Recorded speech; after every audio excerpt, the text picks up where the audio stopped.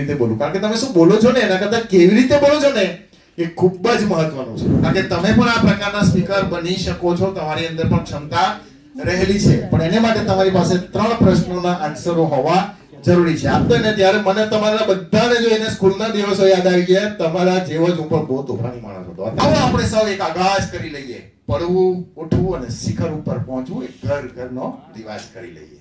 બરાબર?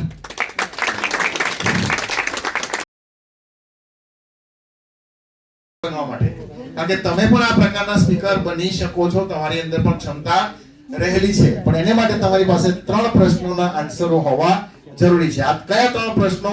તો કે પહેલું છે વોટ, એટલે કે શું બોલવું. આમાં છે ને સ્ટેજ પર આવ્યા પછી અહીંયા ઘણા બધા લોકોને એવું જ થાય કે આવી તો ગયો, હવે બોલું શું?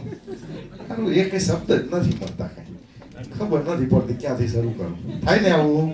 થાય કે નહીં? એટલે આનો આન્સર અહીંયા છે.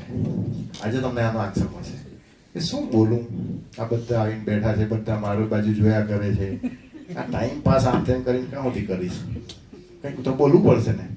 પહેલા તો આપણે ઘણી વાર તો એવું થાય કે જરાક શરૂઆત થઈ જાય, નમસ્કાર, ગુડ મોર્નિંગ, કેમ છો, ઓકે, પછી એમ આગળ થાય કે હવે શું બોલું, ખબર નથી પડતી. પછી વળી કંઈ એવું કંઈ થોડું બોલાઈ બી જાય કે આજના સમારંભમાં આપ સૌ અહીં ઉપસ્થિત થયા છો તો આપ સૌનું હાર્દિક સ્વાગત કરું છું. અટકી અટકી થોડા સા ગાડી આગળ વધે ધીમે ધીમે, પછી એક લેવલ પર આવીને પાછા શબ્દો અટકી જાય. કેમ આવું થાય આપણી સાથે? કારણ કે શું બોલવું એ આપણને ખબર નથી હોતી. તો ચાલો હું એનો આન્સર આપીશ. બીજું તો ઘણી વાર ઘણા લોકોને એ નથી ખબર હોતી કે હું એ બોલી તો રહ્યો છું, પણ શા માટે બોલી રહ્યો છું, એનો પર્પસ શું છે, પર્પસ ખબર હોવી જોઈએ. અને ત્રીજું, બોલવાની કળામાં સૌથી વધારે મહત્વનું, અને એ છે હાવ, કેવી રીતે બોલવું. કારણ કે તમે શું બોલો છો ને એના કરતા કેવી રીતે બોલો છો ને એ ખૂબ જ મહત્વનું છે. બરાબર? આજે આપણે આ 3 પ્રશ્નોના આન્સરો આપીશું. તમને સરસ મજાનું કામ લાગશે, અને ફક્ત પબ્લિક સ્પીકિંગમાં જ કામ લાગશે એવું નહીં, અહીંયાથી ગયા પછી ઘરમાં પણ તમને કામ લાગશે. કાલે સવારથી ચાલુ થઈ જવાનું. બરાબર? ઘરમાં, ઓફિસમાં, સ્કૂલ કોલેજમાં, કંપનીમાં, પડોશમાં, દરેક જગ્યાએ તમને કામ લાગશે. અત્યારે જે હું ટિપ્સ આપવા જઈ રહ્યો છું તે આપણે જોઈએ. શું બોલવું જાહેરમાં, અહીંયા સ્ટેજ પરથી શું બોલવું તે તમારે ખબર નક્કી કરવું હોય તો પહેલા તો તમારે નક્કી કરવાનું પ્રસંગ શું છે. સોસાયટીમાં ભેગા થયા તો કયા પ્રસંગે ભેગા થયા? હવે ઘણા લોકો ગણપતિના પ્રસંગે ભેગા થયા અને પછી ત્યાં સ્ટેજ પર કહે કે પેલું પાણી નથી આવતું, પાર્કિંગની સમસ્યા છે, પેલા વોચમેનને કહી દો જરાક. અલા ભાઈ, ગણપતિનો કાર્યક્રમ ચાલી રહ્યો છે, તમે આ બધી કા વાત કરી કરો? ખ્યાલ આવ્યો ને? એટલે આપણને ખબર હોવી જોઈએ પ્રસંગ કયો પ્રસંગ છે તો શું બોલવાનું છે. ગણપતિનો ઉત્સવ છે તો બોલો ગણપતિ બાપા મોર્યા. આ સરસ મજાના ગણપતિના ઉત્સવના કાર્યક્રમની અંદર આપ સૌ મહાનુભાવો અહીં ઉપસ્થિત થયા છો, તો ખરેખર મને ખૂબ આનંદ થઈ રહ્યો છે. આપણે દર વર્ષે ગણેશ ઉત્સવનું આયોજન કરીએ છીએ, એ જ રીતે આ વર્ષે પણ આપણે સરસ મજાના ગણેશ ઉત્સવના કાર્યક્રમનું આયોજન કર્યું છે ને એનો સંપૂર્ણ સાથ સહકાર આપ સૌનો દર વર્ષે મળતો રહે છે. આ વર્ષે પણ મળ્યો છે.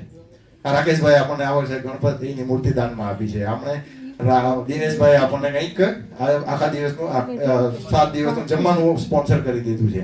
આવું બધું બોલી શકીએ કે નહીં? હા, તો પ્રસંગને અનુરૂપ બોલવાનું. સમાજનો કાર્યક્રમ હોય તો સ્નેહ મિલનના કાર્યક્રમમાં પણ સમાજનું સ્નેહ મિલન છે તો ત્યાં એને અનુરૂપ આપણે વાતો કરવાની. ટૂંકમાં જ્યારે વાત કરવાની ત્યારે શું ધ્યાનમાં લેવાનું? પ્રસંગ. આ પહેલું. બીજું શું ધ્યાનમાં લેવાનું? શ્રોતાઓ. મારી સામે કોણ બેઠેલું છે એ પણ જોવાનું ભાઈ. ઘણીવાર વડીલો બેઠેલા હોય, ઘણીવાર બહેનો બેઠેલી હોય, ઘણીવાર ભાઈઓ બેઠેલા હોય, ઘણીવાર સ્ટુડન્ટ બેઠેલા હોય, ઘણીવાર એમ્પ્લોય બેઠેલા હોય, ઘણીવાર બિઝનેસમેનો બેઠેલા હોય, ઓકે, ઘણીવાર નાના છોકરાઓ બેઠેલા હોય, અને ઘણીવાર તો બધા મિક્સ ઓડિયન્સ હોય કે નહીં? અત્યારે મિક્સ ઓડિયન્સ છે. એક જ કેટેગરીના લોકો ઘણીવાર નથી હોતા. ઘણીવાર એવું પણ બને એકલા બિઝનેસમેનોની સામે બોલવાનું થાય, ઘણીવાર એકલા એમ્પ્લોયની સામે બોલવાનું થાય, સ્કૂલમાં જાવ તો એકલા સ્ટુડન્ટની સામે બોલવાનું થાય. બરાબર ને? તો આપણને ખબર હોવી જોઈએ કે મારી સામે કોણ બેઠેલું છે, અને જે લોકો બેઠેલા હોય તે પ્રમાણે આપણે વાતો કરતા આપણને આવડતું હોવું જોઈએ. ઘણીવાર તો એકલા વડીલોની સામે, મને તો ઘણીવાર જવાનું થયું છે. જે સિનિયર સિટીઝન ક્લબ વાળા છે ને મને બોલાવે કે સાહેબ અમારી ક્લબમાં આવો ને થોડી મોટિવેશન આપો અમને. થાકી ગયા, હારી ગયા જીવનથી, હવે કંટાળ્યા છે, આ દિવસો પૂરા નથી થતા, જીવવું કેવી રીતે હવે જીવનની આ સંધ્યાએ? બરાબર? તો ત્યાં અમારા જેવા જઈને ત્યાં બોલવું પડે, ત્યાં રિસ્પેક્ટથી બોલવું પડે, કારણ કે સામે શ્રોતાઓ કેવા છે? વડીલો છે. ત્યારે હું તો પહેલા શરૂઆત જ કહું કે મારા પિતા સમાન સૌ આદરણીય વડીલોને મારા કોટી કોટી વંદન. એટલે પહેલા તો એ લોકો તાંત તાળી પાડી દે કે આ દીકરાએ અમને વંદન કર્યા. રાઈટ? કારણ કે આમાં શું હોય કે જ્યારે જે વડીલો હોય ને પહેલા તો થોડોક ઈગો હોય કે આ વળી કોઈ જુવાની કોણ મને અમને શીખવવાનું, આ જીવનમાં બહુ શીખવું હવે, આ તો હવે પેલા ક્લબનો પ્રમુખ કોઈને બોલાવી લાવ્યો એટલે આવી ગયા અને આપણે ક્લબમાં છે એટલે આપણે સાંભળવાનું, બરાબર? તો ઘણા આવો ઈગો પણ હોય, પણ આપણે એમનો ઈગો ઉતરી જાય. આ રીતે આપણે વાત કરીએ બંધનથી. કહેવાનો મતલબ શ્રોતાઓ કોણ છે તે પ્રમાણે આપણે વાત કરવાની, શ્રોતાઓને જોવાનું, બરાબર? અને સ્કૂલ કે કોલેજમાં ગયા ને એકલા સ્ટુડન્ટ હોય ને ત્યારે મને તમારા બધાને જોઈને સ્કૂલના દિવસો યાદ આવી ગયા. તમારા જેવો જ હું પણ બહુ તોફાની માણસ હતો. હતા કે નહીં હતા પણ ત્યાં બોલવાનું કોણ જોવા આવવાનું કે હતા તમે? એટલે છોકરાને તો મળી જાય, હા સાહેબ આપણા જેવા જ છે, મજા આવે એમને, બરાબર? આમાં શું, આને શું કહેવાય? શ્રોતાઓને અનુરૂપ વાતો. તો આપણે શ્રોતાઓને અનુરૂપ વાતો કરતા આવડતું હોવું જોઈએ કે મારી સામે કોણ બેઠેલા છે, બરાબર? અને રિસ્પેક્ટેડ બિઝનેસ ઓનર્સ બેઠા હોય ને તો આપણા શહેરના તદ્દન સજ્જન અને સક્સેસફુલ બિઝનેસમેનો આજે અહીં મારી સમક્ષ અહીં ઉપસ્થિત થયા છે. અને આપ જેવા સફળ બિઝનેસમેનોની સમક્ષ જ્યારે આજે મારા વિચારો રજૂ કરવાની મને તક મળી છે ને ત્યારે હું ખરેખર મારી જાતને ભાગ્યશાળી માનું છું. આવી રીતે વાત કરવાની તો બિઝનેસમેનોને જરા સારું લાગે કે જો આપણે રિસ્પેક્ટ આપી અપાય. એટલે દરેક વ્યક્તિની સામે કઈ રીતે વાત કરવું તે આપણને ખબર હોવી જોઈએ. કહેવાનો મતલબ શ્રોતાઓને ધ્યાનમાં રાખવાનું. પહેલું શું હતું? પ્રસંગ. બીજું શું? હવે જ્યારે વાત કરું ત્યારે બધું ધ્યાન રાખજો. ત્રીજું ઇન્ટરેસ્ટ. કોને સામે ઇન્ટરેસ્ટ છે એ પણ જોવાનું, બરાબર? ઇન્ટરેસ્ટ અને એક્સપેક્ટેશન, આ બે વસ્તુને ખાસ ધ્યાનમાં રાખવાની કે બિઝનેસમેનોને સામે ઇન્ટરેસ્ટ હોય. સાહેબ તમારી બધી ફિલોસોફીની વાત બધી સાચી, પણ મને એ કહો પૈસા ક્યાંથી વધે? આ 2026માં ટર્નઓવર વધારવું છે એ કંઈક બતાવો. ઇન્ટરેસ્ટ હોય કે નહીં? સ્ટુડન્ટને સામે ઇન્ટરેસ્ટ હોય, કરિયરમાં ઇન્ટરેસ્ટ હોય, એક્ઝામમાં માર્ક્સ સારા કેવી રીતે આવે, ઓકે, ચોરી કરી આવીને સારા માર્ક્સ કેવી રીતે આવી જાય એમાં ઇન્ટરેસ્ટ હોય. ખ્યાલ આવ્યો ને? એટલે કે સારું વાંચન કરીને વાંચેલું યાદ કેવી રીતે રહે. અત્યારે મને કોઈ પ્રશ્ન તમે પૂછતા હતા બરાબર કે મારા દીકરો 12 સાયન્સમાં છે અને એને કંઈક સારી વાંચવેલું યાદ રહી જાય એવું કંઈક શીખવાનું છે સાહેબ. તો એવું કંઈક અપેક્ષા હોય કે હું ઓછી મહેનતે મને સારું રિઝલ્ટ મળે એવું કંઈક ટીપ મને મળતી હોય તો એવો ઇન્ટરેસ્ટ હોય, એવી અપેક્ષા પણ હોય, બરાબર? એટલે દરેક વ્યક્તિની દરેક પ્રકારના સેગમેન્ટના કેટેગરીના શ્રોતાઓની અપેક્ષાઓ અલગ અલગ હોય છે. એટલે આપણે અપેક્ષા અને ઇન્ટરેસ્ટને પણ ધ્યાનમાં રાખવાનું, બરાબર? અને એના અનુરૂપ વાતો કરવાની. Okay, number 5 structure. જો દરેક સ્પીચનું સ્ટ્રક્ચર અલગ અલગ હોય એટલે આપણે જ્યારે વાત કરતા હોય ત્યારે સ્ટ્રક્ચર એટલે કે માળખાને પણ ફોલો કરવાનું. હું તમને આગળ જણાવીશ ત્યાં તમને ખ્યાલ આવશે. અલગ અલગ પર્પઝની સ્પીચ હોય અને સ્પીચ હોય તેના સ્ટ્રક્ચર અલગ અલગ હોય. તે સ્ટ્રક્ચરને અનુરૂપ આપણે વાતો કરવી જોઈએ. પણ ટૂંકમાં 5 બાબતોને આપણે ધ્યાનમાં રાખવાની. ચાલો કઈ તમે ગુજરાતીમાં રિપીટ કરો.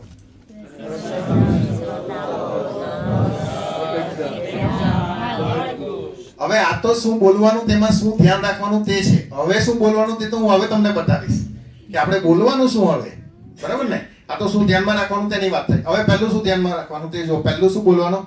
પ્રશંસા કરવાની. મેં અત્યારે ડેમો આપ્યો ને, જો સોસાયટીની મીટિંગની અંદર પ્રમુખ કામ કરતો હોય કે નહીં કરતો હોય, બહુ સારા પ્રમુખ છે, છેલ્લા 5 વર્ષથી જવાબદારી નિભાવે છે. કારણ કે આજે શું છે, લોકો જવાબદારી લેવા જ તૈયાર નથી. વાત સાચી કે ખોટી? કોઈ પ્રમુખ જ નથી બનવું. સાચી વાત હું તમને સાચું મારો એક્સપિરિયન્સ તમને કહું.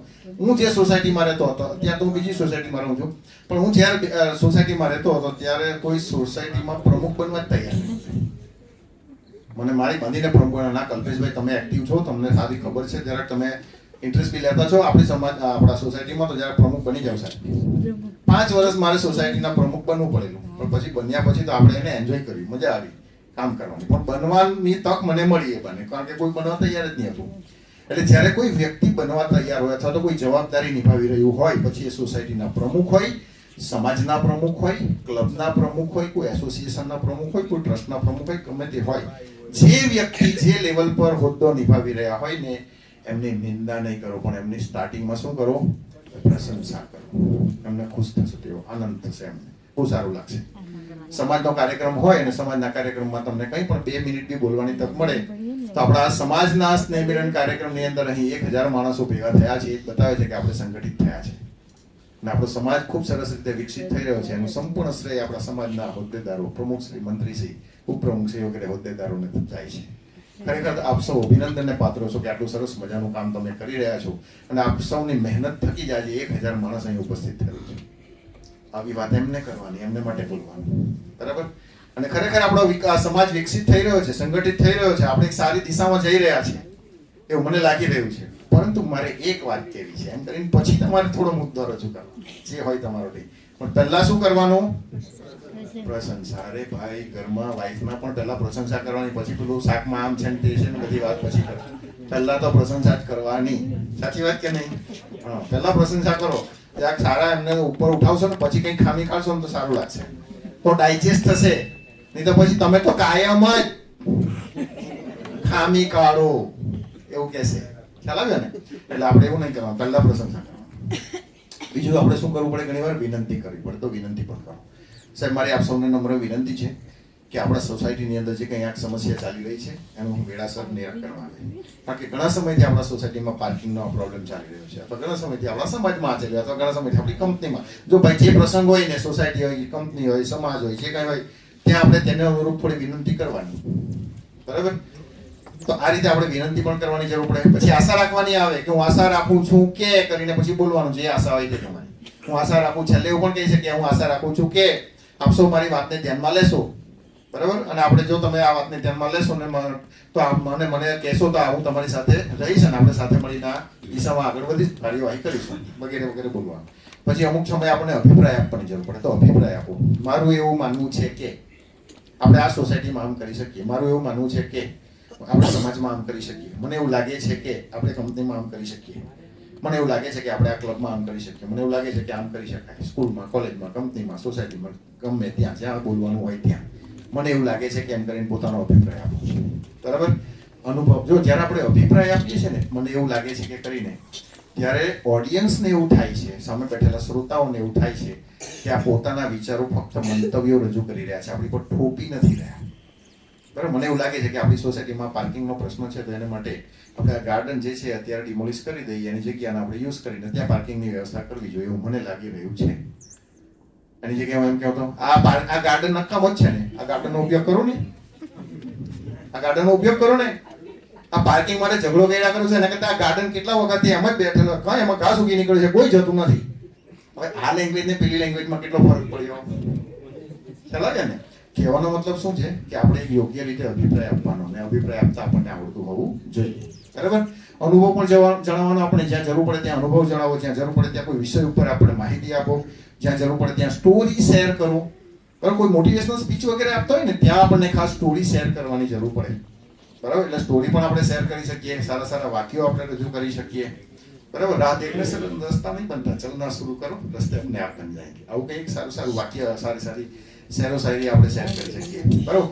આવો આપણે એક આગાજ કરી લઈએ. આવો આ સમાજનું ફંક્શન હોય ને ત્યારે આવું બધું કહેવાનું. આવો આપણે સૌ એક આગાજ કરી લઈએ. પડવું, ઉઠવું અને શિખર ઉપર પહોંચવું એક ઘર ઘરનો રિવાજ કરી લઈએ. બરાબર? તો આવું વાક્ય આપણને આવડતું હોવું જોઈએ. આવા શું વાક્યો, આવી શેરો શાયરીઓ જ્યારે આપણને આવડતું હોય ત્યારે આપણે એમ તાકાતથી કહી શકીએ. ભાઈ પેલું ઘણા લોકો તો શું કરે, આવડતું નહીં એટલે કાગળ લઈ જાય.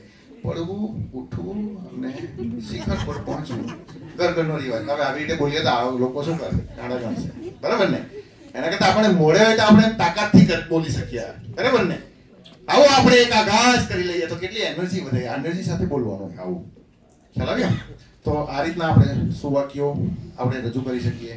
પછી શેરો શાયરી અને સ્ટેટમેન્ટ પણ આપી શકીએ. જો આપણે વક્તવ્યની અંદર આપણે સ્ટેટમેન્ટનો પણ ઘણી વાર યુઝ કરી શકીએ. આપણે ઘણી વાર કન્ટેન્ટ નહીં મળતા હોય તો કે સારા સ્ટેટમેન્ટ આપણને આવડતા હોય, શેરો શાયરી આવડતી હોય, ઓકે, પછી સુવાક્ય આવડતા હોય, કોઈ આપણને સ્ટોરી આવડતી હોય તો આપણે એનો યુઝ કરો. પછી તમને ફરિયાદ જ નહીં રહેશે કે મને કન્ટેન્ટ અહીંયા આવ્યા પછી મારે 5 મિનિટ કે 10 મિનિટ બોલવું છે, મને કન્ટેન્ટ નથી મળતા. એવી ફરિયાદો દૂર થઈ જશે. આ એક સ્લાઇડને ખાલી ધ્યાનમાં રાખશો. બરાબર? લખી લો આ સ્લાઇડને. બરાબર ને? એવું લાગે ફોટો પાડી આ સ્લાઇડનો. આમ તો હું જ્યારે બહુ ફોટો એલાવ નથી કરતો મારા સેશનમાં, પણ એકાદ સ્લાઇડનો પાડો હોય તો પાડી લો. આટલી છૂટ આપું છું યાર. તમે આજે પહેલી વાર મને મળ્યા, ઘણા લોકોને પહેલી વાર હું જોઈ રહ્યો છું, ઘણા લોકો મને પહેલી વાર જોઈ રહ્યા છો, તો આ ગિફ્ટ પાડી લો ફોટો. બરાબર? તો સ્ટેટિસ્ટિક્સ પણ આપી શકાય. જો સ્ટેટિસ્ટિક્સ આપો. બરાબર? સ્ટેટિસ્ટિક્સ એટલે કે આંકડાકીય માહિતી. જ્યારે આપણે આંકડાકીય માહિતી જ્યારે લોકોને આપીએ છીએ ને ત્યારે લોકોને એવું લાગે છે કે આ ભાઈને બહુ નોલેજ છે, કેટલી સારી સારી નોલેજ આપણને માહિતીઓ આપે છે. બરાબર? એટલે અમુક જગ્યાએ આપણે આંકડાકીય માહિતીઓ પણ રજૂ કરવાની અને અમુક જગ્યાએ ઉદાહરણો આપવાના. બરાબર? ઉદાહરણો સારા સારા આપો, સારી સારી વ્યક્તિઓના ઉદાહરણો આપો. જો વિદ્યાર્થીઓ બેઠા હોય ને તો વિદ્યાર્થીઓને અનુરૂપ ઉદાહરણો આપો. બિઝનેસમેનો બેઠા હોય તો સારા બિઝનેસમેનોના ઉદાહરણો આપો. હેલ્થ પર વાત કરતા હોય ને ફિટનેસની વાત કરતા હોય ત્યારે કોના ઉદાહરણો આપી શકાય ફિટનેસ માટે? અક્ષય કુમાર, વિરાટ કોહલી, ઓકે, શિલ્પા શેટ્ટી. અરે મોદી સાહેબ નું બી આપી શકાય, એ બી હેલ્થી જ છે ને આટલી ઉંમરે. જો ને હેલ્થ માટે એટલે હેલ્થ કોન્શિયસ છે ને. કહેવાનો મતલબ હેલ્થ પર વાત કરતા હોય તો એવા હેલ્ધી માણસોના ઉદાહરણ આપો. બિઝનેસ પર વાત કરતા હોય તો સક્સેસફુલ બિઝનેસમેનોના એક્ઝામ્પલ આપો. બરાબર ને? તો અલગ અલગ વ્યક્તિઓના ઉદાહરણો આપણી પાસે હોવા જોઈએ ને એના ઉદાહરણો આપો અને એના દ્વારા આપણે એક સારી સમજ લોકોને આપી શકીએ. તો આ બધા કન્ટેન્ટ આપણે રજૂ કરી શકીએ. બરાબર? શું બોલવું તેની વાત મેં કરી તમને. હવે આપણે જોઈએ શા માટે બોલવું.